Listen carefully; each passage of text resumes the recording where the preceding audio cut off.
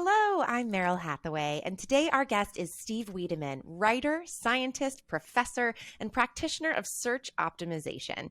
Steve Wiideman lives, breathes, and eats SEO, SEM, and inbound marketing.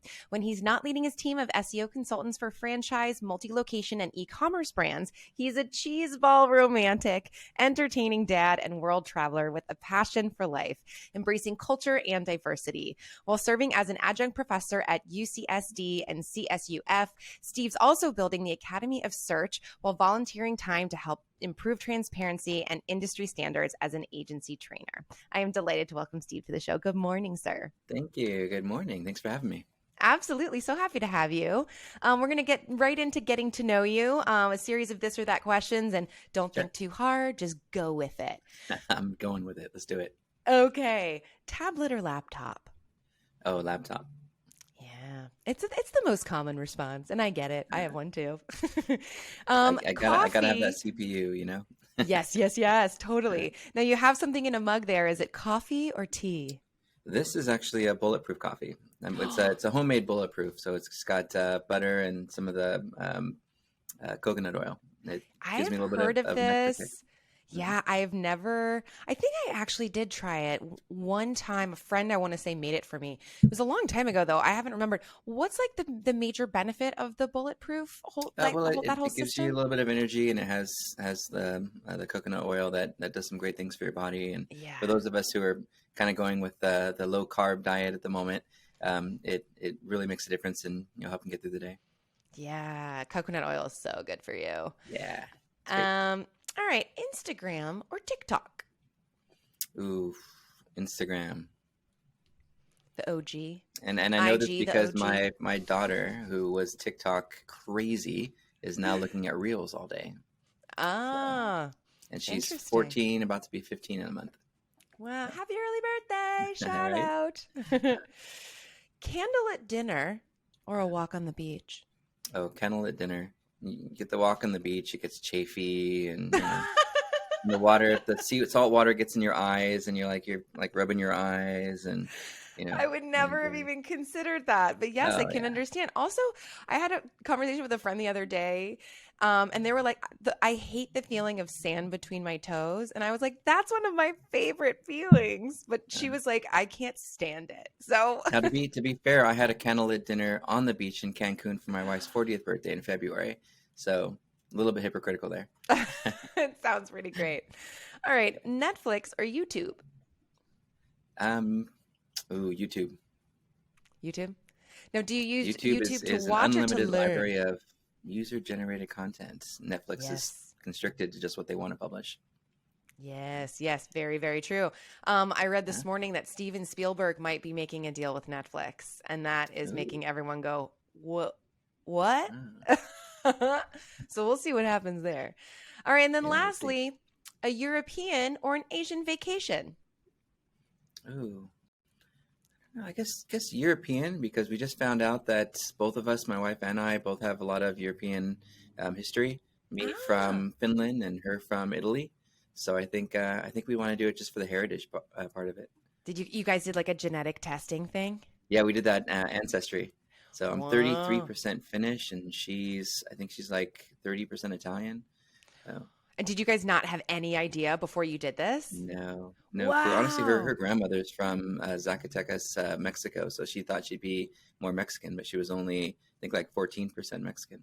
So interesting. A friend of mine, her mom and her aunt both did ancestry, and they both got their results on the same day, and they were sitting there on their tablets together, and they got completely different results. And they were like, what?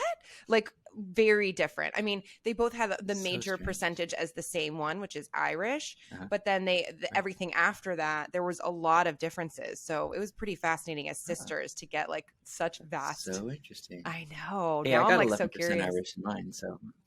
Yeah. Good Love stuff. it. It's fun. It's fun to see, even though it doesn't have any bearing on who you are or where you're going. It's just fascinating to have a sense of where I came from. Yeah, I think a lot of people are very curious. Because there's only so much information that you get from your family about your heritage. And then especially when you find out that it's different than what you would expect, gives you an opportunity to go and kind of dig deeper into that. And I feel like more power to you. That's great. So All right, speaking of Steve. that, So, I actually bought something for my mom called, I think it's called Storyworth, and every week it sends a question that she has to fill out. And then at the end, basically, I can take the answers to those, merge them with some photos, and have an actual book that's a book of all the answers about her history and her childhood. And it's so neat. I think it's called Storyworth. So really cool stuff. That's so Anyway, interesting. That's a cool way to another podcast. yeah, get like a whole background knowledge without having to like sit there and just like peg them with questions. I know, right? One by one, be like, just fill me in on all of it. It's like, no, give me time. Yep. Week to week is fine. One question a week. Yeah, that's good. Take your time. All right, Steve, let's jump into humble beginnings. So why don't you fill us in on what was your very first job ever?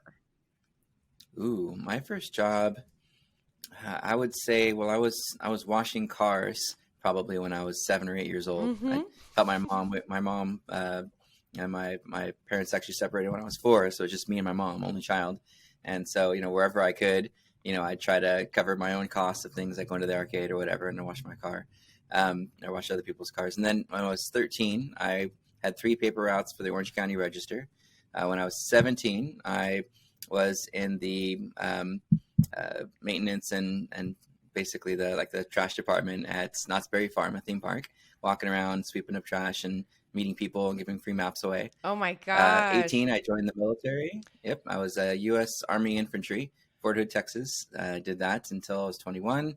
I was 3 years and a couple months. And then right from there, I came back and was working 2 jobs. One at Pacific Air Health Systems, which is now United Health, and the second was at a store called Service Merchandise. Wow. And I fell in love with IT and computers and internet, and got my degree in e-business management after I realized in one of my positions that the whole world is going to be online. Decided, hey, I'm destined for this. There's going to be a demand for internet. I better learn as much as I can about it. And so I went back to school and got a bachelor's degree in e-business. Wow. Well, you got all the way to the end of the story. I was just going to focus right on the beginning. So I have to go back. Oh, that's you just had the middle. 3 paper routes at one point. You had 3 different paper routes? I did. And I actually put a little note in each one that says, hey, if you ever not receive your paper, please call me directly. So I was the number 1 in my district at 13. Simply because the customers knew to call me if they didn't get their paper. So I had 0 complaints. And then at night, I'd finish my homework, and then a car would pull up and honk, and I have to get in and go to the local other neighborhoods and try to sell the newspapers. So in the morning at 5:30, I was bundling and throwing newspapers, and in the evening, I was selling it door to door. So I've kind of been working since I was 13. Okay, so when you have 3 different paper routes, is it everybody's supposed to get it in the morning, right? So are you... Correct. How are you physically doing that? Are you on a bicycle and you just have to I was on a bike. I was actually, my mom couldn't afford the BMX chrome bikes that all the other kids had. She actually bought me a bike at a yard sale that was a girl's bike, a heavy one with fat tires that did the brakes when you pedal backwards. And to make it a boy's bike, she had a friend come over and weld a bar on the top, which made it even heavier. Oh my God. So I'm carrying this super heavy bike, trying to ride as much as I can. And I'm carrying 40, 50 pounds of newspapers. And I'd make 3 trips because I had 3 routes. I'd do one trip that was down one street, and I'd do another one where I was in another neighborhood. And so every morning I'd be about an hour and a half of delivering papers. Oh my gosh. So Orange County Register. And so you started before you would go to school, you would do all this? Yep. Every day, 7 days a week. Oh my gosh. Okay. Were you exhausted? Even the heavy Sunday papers. No, you get used to it. You just, and I liked it because no one was around. It was quiet.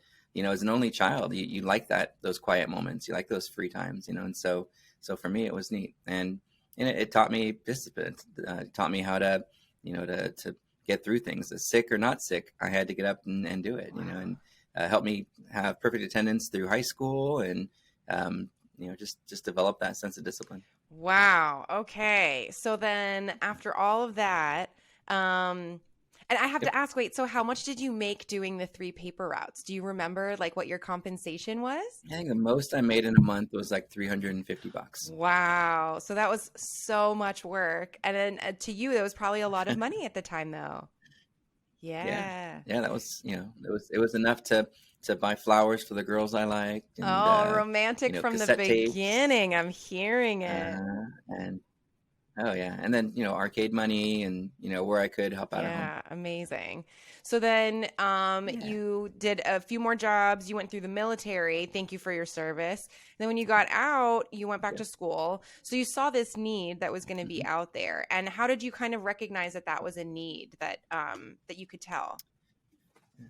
So I was doing some freelance projects, even just out of the military. I was just doing websites because I enjoyed web design, and the ugly buttons that we had with all the job shadows and stuff back then. And my freelance clients, my friends that I was doing some of those websites for, basically said, these are nice, they're pretty, they're cool to look at, but I'm not really getting any clients from it. So I sort of had to learn from necessity to figure out how to get people to go to the website. So I'd submit them to web directories. I would try to promote them on other people's websites. And, I just learned how to do digital marketing. And a lot of what I was doing at the time played into what later became, search engine optimization. So for me, it was learning how to do digital marketing to help my clients that were my friends who had websites and wanted to monetize them. Very interesting. Okay, so how did you get into what you're doing these days? Like, how did this all kind of come together after just that interest was there and you started kind of dabbling in? When did that come into play? And like, how did you get to where you are today? Sure. Well, I got really, really interested in SEO. I'd already kind of been doing it a little bit and dabbling in it, but I got really into it around 2004. And as I was collecting all the information I was learning about SEO from the pioneers back then, the Danny Sullivans and Rand Fishkin, who you recently had on your show, Yeah. right? Some of these early pioneers in the days of search. And so what I was doing is I'd take all the information I learned and I'd organize it into a different discipline. This is tech. This is content. This is PR, right? And I took those different lists and ended up creating a book out of it. And I called it The Four Layers of the SEO Model. And it was really my way of organizing all the different ideas into something that was checklist heavy, because I'm a checklist guy, and it allowed other people to mimic the same sort of successes that I had in search. So I think that's kind of where it all started. This ebook I did was like 2005 when it finally came out, and I used ClickBank and everything. And it also helped me as I transitioned from a job I got at Disney Parks and Resorts. I was a production Oh, coordinator, wow. helping with a lot of different projects in 6 different parks. And I told my boss, well, the boss I wanted to be my boss, hey, how do I get into your department? Right? Show me that you know enough about search. And I did that, and I got into his department, and I said, hey, let me do SEO. He's like, show me you know SEO. And so I had to kind of practice what I preach. And like, where I wrote an ebook, and then I ranked #1 for this keyword. And he's like, no one searches for that. Show me something impressive. So I had to really impress him to get the organic part of search, not just the paid part. And that's where it got really exciting, because then to do that, I had to rank #1 for the term SEO expert. And I held that position for like 12 years before realizing, after being in a few conversations with my peers, that was a bragging thing, and it was a turnoff to my industry peers.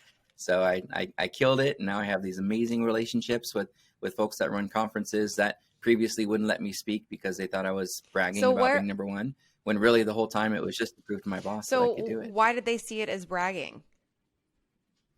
Well, when you say you're the #1 SEO expert, like, when you search Google, and you come up #1, that's kind of a thing, right? And so to do that, though, I had to get people to search. I had to put SEO expert in everything that I did so that Google can correlate my brand, Steve Wiideman, to the keyword SEO expert. So that correlation, of my name and those words helps me to rank. But by doing that, everywhere I post, I have to use the phrase SEO expert. You can't really be an SEO expert when Google doesn't tell you how to rank pages. They just give you hints about what their users are looking for. So it was a big turnoff to a lot of peers and a lot of speaking engagements. Even though I had some amazing clients like Extra Space Storage and Public Storage and Meineke Car Care, Belk and Linksys, I had these incredible clients, and I said, hey, I've got some really great success stories that I could share about what worked and what didn't work, and some things I learned about testing click-through rates. I'd love to talk about that. And every single time, hey, sorry, you weren't accepted. And I'm like, what's going on? Some of these guys that are getting accepted are not even a fraction of the experience that I have. Why am I getting disapproved? And one of my friends said, look, now that I know you, you're completely different than what I thought you were. I thought you were this guy that was always bragging about being #1 for SEO expert. I'm like, well, I had to do that in the beginning to get the position I wanted, and it stuck. And I made like $4 million of clients from being in that position, but sometimes money isn't everything. And now I'm enjoying my career so much more because I have such a great community of folks that I get to synergize with, where before they thought I was something I wasn't. Interesting. So they just had this expectation of what you were going to be because of the SEO you were putting out there. And then they would actually... It got bad too. If I was in a forum or something, they would be really mean to me. And I was like, okay, something's up, and I can never figure it out. But now I know. So it was only just the one person who finally came and told you, like, hey, dude, it's because of this. Yeah. It was it. It was one guy, and it was actually one of my close friends now, Doc Sheldon. If you're listening to this, Doc, I love you, man. Thank you, Doc. You definitely helped. Man, it's better when people are just honest and tell you, like, hey, you're rubbing people the wrong way. You should know that. Whether you're willing to take that or not, like, that's the helpful move is like, hey, this is what's going on. So what do you think is like the biggest change that you've seen in SEO in the past, I don't know, decade? There's been so many, I'm sure, but what are some things that stand out to you that have changed a lot since you've been like really in the business? I wish the practices would change. I think agencies and freelancers need to really stay up to speed and evolve to, what search engines are looking for. I think that's the number one thing I'd like to see change. But in terms of what's changed in 10 years, all the tactics and hacks and shortcuts we used to be able to take in the wild west of SEO don't work. They might work for a very short window while Google's trying to figure out, and Bing, right, figure out, is this a helpful result or not? But long term, once they figure out the digital footprint that you've been doing something specifically to try to game search engine rankings, your rankings start to go away over time. The users see that page and they go, yeah, this wasn't as helpful as I thought it was going to be. And they go back and they choose a different result. And that happens enough over time as Google and Bing are recording all these different searches that are happening and what users are doing when they do click on them. Eventually they figure it out. This wasn't a helpful result. So what's changed the most, I would say, is the importance of having really genuinely helpful content, right? To the place where if you're not sure why your page isn't ranking, your specific page that you created to rank for a set of search terms isn't ranking, simply look at the pages that are ranking and compare your page and say, how can I be more helpful? How can my page be more useful? How can my page do a better job for mobile users than this page? How can my page be better for accessibility? How can my page be more secure and address privacy? How can my page load faster than these other pages? And then, really measuring yourself against the pages that appear already is a great starting place, as opposed to, can I buy 1,000 links through Fiverr to get Google to crawl my site more often? No, because they're never going to crawl those links anyway, right? And worse, if they see keywords in them, they're going to penalize your page for trying to game search engine rankings. So I think generally figuring out, what are the ways that people are searching for my product and service, and what are the pages on my website that should correspond to them, and how do I make those pages better than the ones that already appear in the results for those keywords? Okay, great. So I feel like within that there was a handful of nuggets of advice. So what are some of the things that you would lead people to try to avoid when it comes to trying to do their own SEO work, or like you were just saying, make adjustments to their website? What are some things, because you mentioned that there are actual they'll penalize you. So what are some things to make sure people avoid? I would say avoid paying any third parties that don't tell you specifically what they're going to do to help you. That's the number one thing. There's nothing worse than paying a third party and then all of a sudden your rankings just go away and you don't know why. I think that's number one. Don't pay a third party unless you know exactly what they're doing. Number two is going to be focused around that content quality. Maybe challenge yourself every quarter, do some crowdsourcing and ask people, what do you like or not like about this page? What would make you want to become a customer when you visit this page? And really get some good user feedback. Use user testing tools and have them go through and see how quickly you can get somebody through an experience, and make it as helpful as you can. I think that's really important. The keyword side, as I mentioned, doing a little bit of that keyword research initially will help Google identify words that your page should appear for. But long term, it really is about whether your page is the most helpful. So I think the keywords and the links, might give some clues to help you in the beginning, but long term, it's really about how users behave when they perform that search. And you can improve those things by looking at some of the new technologies, like it's not even that new anymore, like schema, right? You can put this extra markup code on your website to provide rich results. You've seen this when you perform a Google search and you see stars in the search results right below a listing, or you see a couple FAQ questions in the search results right below a listing. Maybe you see a little video or image thumbnail next to listing on the mobile device. Structured markup allows you to allow the search engines to provide more context in the results, which gets you the click. And as long as the page was helpful and they stay there, then you're going to continue moving up over time. So I think that's something that I would encourage everyone to do. And the other part too, I'd say is know who your team is and keep them accountable to their specific role in SEO. Make sure the webmaster every month knows what they're accountable for in terms of improving conversion rates, improving page speed, improving security, improving mobile friendliness, right? Every month, challenge them and say, what are you doing? What have you done in this past month to improve these different areas?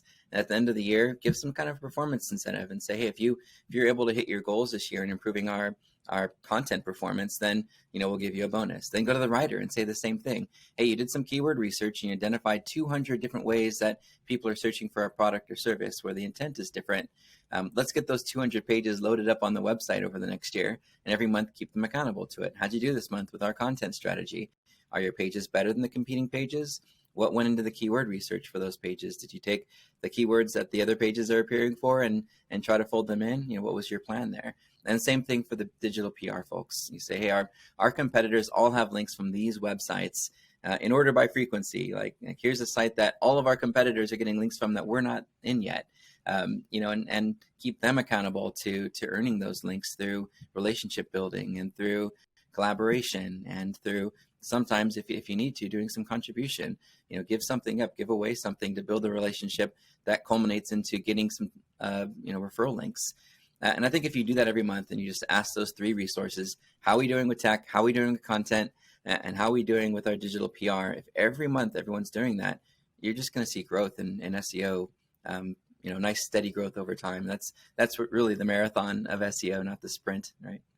Right. Yeah. It can be a really challenging one, but what is the favorite part, like your favorite part of what you get to do these days, and what's your least favorite part? So sort of a dual-sided question. I'd say my favorite part is watching some of the agencies that we get to work with and train really embrace transparency. Really opening up and saying, this isn't IP. This is stuff that's already available. Google shares a lot of this content. We just organize it well to make it easy for clients to know what we're going to be working on. So I think my favorite part is taking an industry that can be seen as a little bit shady and questionable and controversial, and trying to help build that window of transparency. That's my favorite part of the job, is watching agencies go from this is our IP, we don't share it with anyone, to publishing free videos on YouTube on how to do something. I love that. I love watching the industry become more transparent. If they need help, they'll still come to you. Yeah. What do you think it is about people that want to keep it so private? Like what is that really about? Because obviously they change their mind. Greed. I think a lot of it's greed. A lot of these like greed. I think there's a lot of these conveyor belt companies that sell $200 a month SEO packages. They do a one-time little hijack of their profiles. They do some little hack to get them to move up a little bit. And then they force them to stay in their program, or they lose access to all their analytics and access to their Google My Business profiles. So it's kind of a sham that they run. They hold clients hostage, and instead of doing a better job, they build rooms of retention people that give free months away and lower pricing, and it's just a sham. And I feel really bad for the guys that fall into the call of I can get you number one in Google. It's not about being number one. It's about growing our traffic and our visibility in search over time. Right. And that's the one thing that I would say still bugs me, right, about search, is that there are those companies out there that do all the dialing, the random dialing of businesses, and try to convince them into these cheap programs that really don't do anything for them over time. And then what's your least favorite thing about work? Because it sounds like it could kind of be partly the same thing. Yeah, I think that's a big part of it. I think it's getting those and that happens too sometimes when you're working with a client and they say, I found this other group that can do what you do. They say they can do what you do for a fraction of the cost. And we're like, okay, well, just be careful. We're still here. We'd love to be a second set of eyes for you. And then 2 months later, they're like, I lost all my traffic. What happened? What'd they do? And they did something really shady to try to game search engine rankings. And then we have to help them, recover from it because they wanted to, save money instead of, continue to grow. When you show ROI and you're like, hey, I made you like $40 million in cases, for your law firm business. Our fee, whether it's $5,000 or $10,000 a month compared to $40 million, it's nothing. And so when clients decide, hey, I want to cut some costs and shave some things off, and then a few months later they realize, oh my God, I shouldn't have done this just to try to save a buck. Really do your diligence. If you're a business owner, make sure you're talking to, former clients of the agencies you want to work with. Bring in a second consultant to look at the strategy that they're proposing in detail so that you can make sure what they're doing isn't going to hurt you in the long term. Yeah, definitely. So is that a good way that you guys get clients, that people sort of reach out, they go, oh, you know what? I don't know. It's a little steep for us, but then they come back? Or, I mean, how is the best way for you guys to find clients? Sure. Funny enough, we actually get most of our clients from referral. Okay. A lot of the digital marketing managers that we work with will, like Jessica from IHOP, moved to Blaze Pizza, and she's like, I'm taking my SEO guys with me, right? So a lot of them are referrals because you do a good job, and you be with them, work with them for years, and show results. Not only will you keep them as a client, but they'll refer you to other folks that are in similar verticals. So I think that's the number one way we get business is referral. But on occasion, we'll get somebody there was an update that SEO is called the Medic update. Google hates when you call it that. But this Medic update, when it happened, it affected a lot of sites that had to do with health, medicine, and finance. And so we had a mad rush of folks that did alternative medicine and essential oils and those sort of things who lost all their rankings during that update come to us and say, help us get it back. And we love a challenge. So, we took it on. We say, hey, let's do this. But what we really enjoy, what we're really passionate about is like multi-location brands. It's being able to help scale a 2,000 or 4,000 location business so they can appear in the maps and the organic across all the locations at scale without having to go one by one by one.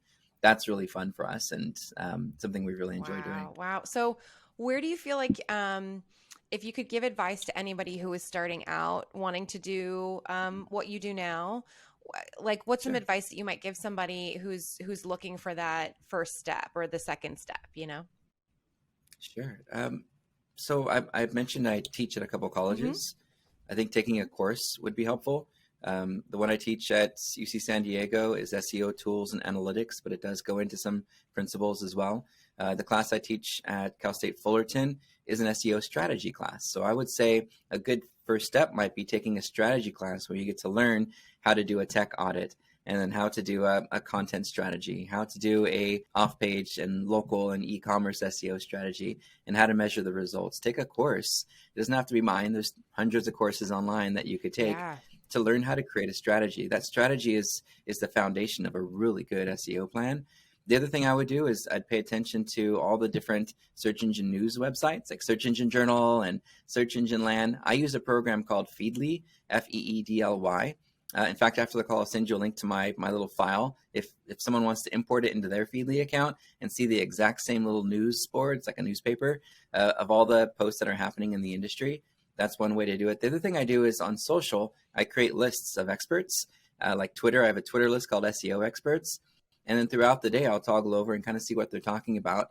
And sometimes the rabbit hole goes deep. Even for me, 22 years in, I'll still hear something new and go, whoa, what's that? So I think it's a great way to kind of get started by, taking a course, whether it's, the Academy of Search one you mentioned earlier, or whether, you're starting with just picking up some of those feeds within the blogs and the news sites and SEO.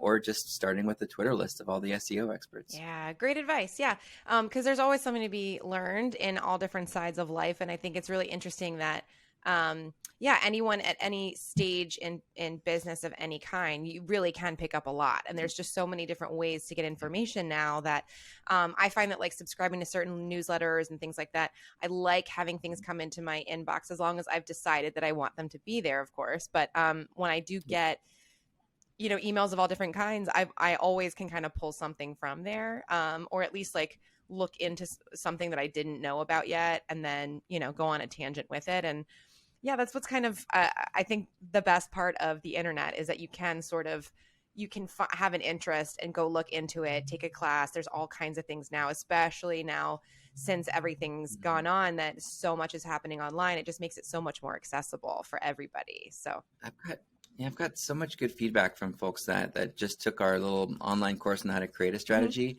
who just sell technical audits now. And one in particular, I'm like, how you doing? I'm watching your Facebook posts, and you're like, you just made like $4,000. What are you doing? He's like, well, I hired a couple guys in the Philippines. Some of them do some outreach for me to try to get me, audit requests, and some of them actually do the work.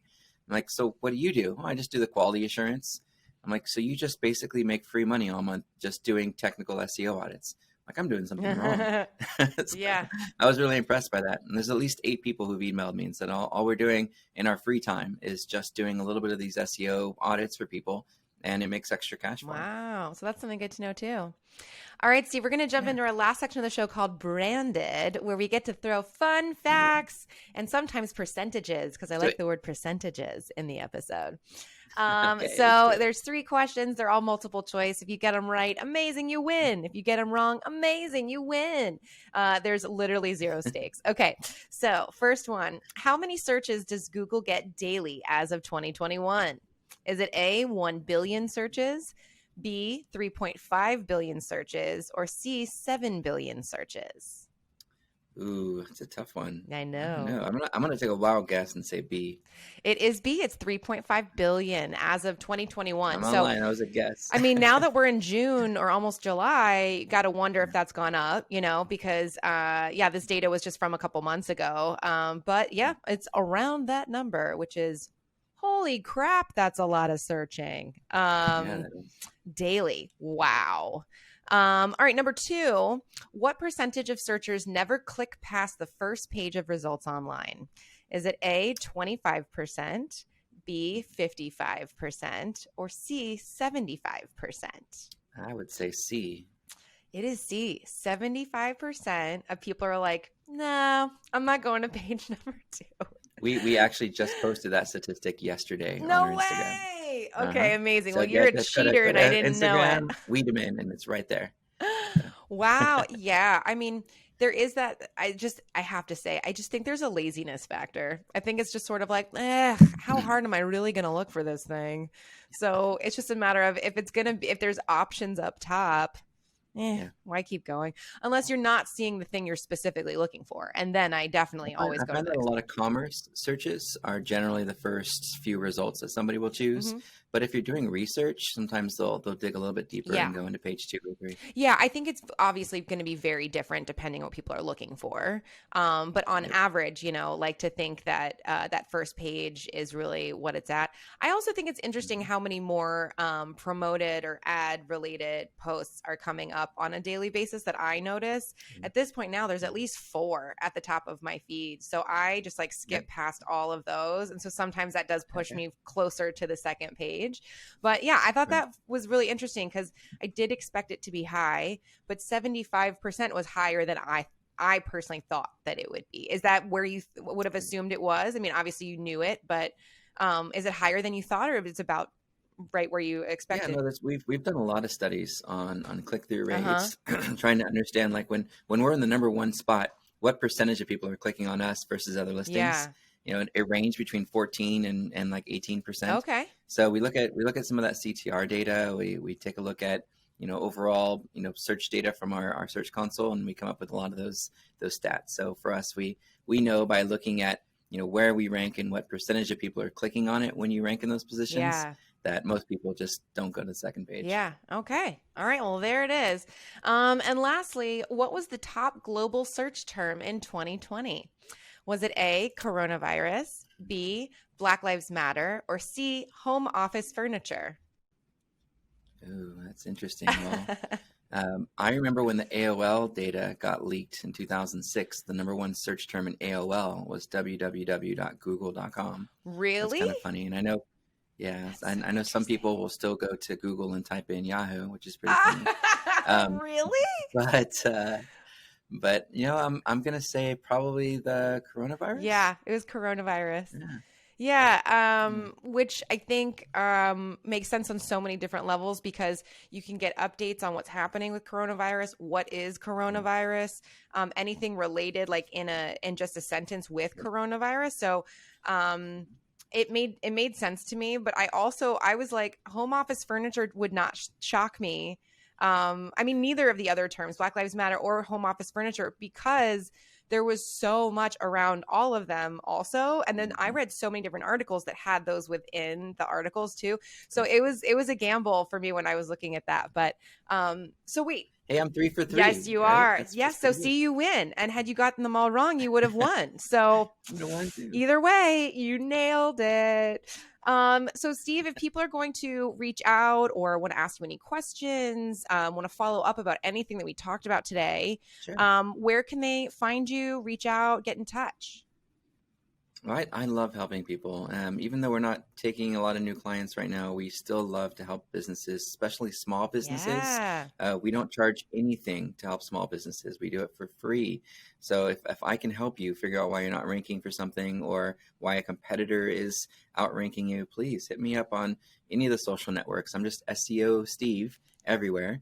And that same handle, SEO Steve, will get you a free pass to my $600 course at Academy of Search. So if you are interested in learning search and doing that strategy thing and getting some of our templates, just use code SEO Steve and you get free access to it. That's great. And I love that you guys support small businesses the way that you do.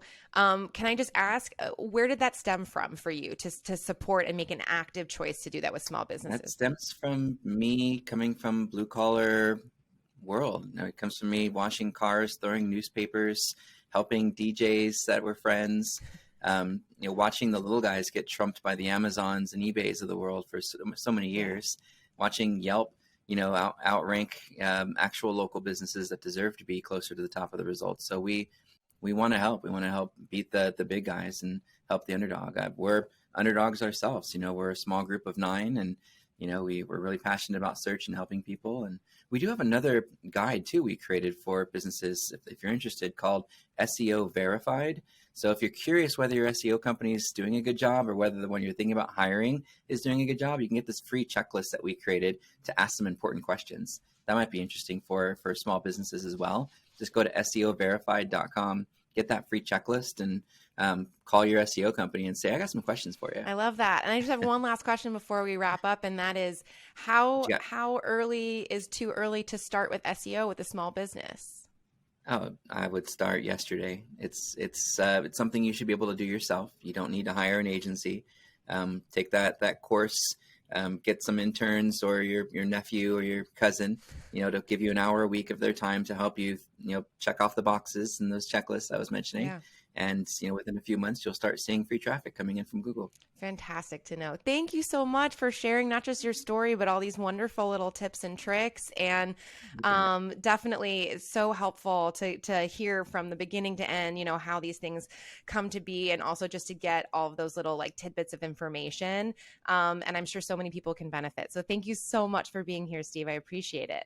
Absolutely. Thank you for having me. I appreciate it. Absolutely. Go enjoy an evening candlelit dinner tonight. It is Friday. Why not? Exactly.